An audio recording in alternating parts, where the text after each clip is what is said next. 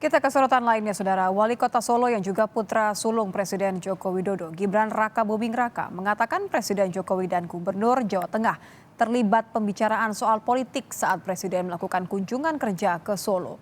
Jokowi dan Ganjar beberapa kali terlihat bersama ketika Presiden berada di Solo. Keduanya bahkan satu mobil duduk bersebelahan ketika di Pasar Legi.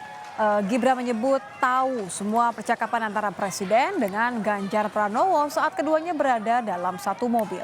Namun apa isinya ini masih rahasia. Ini kan akrab. Pasca Piala Dunia batal itu, Mas? Iya, memang. Memang selalu melekat gitu ya, Mas? Nah, aku kan orang.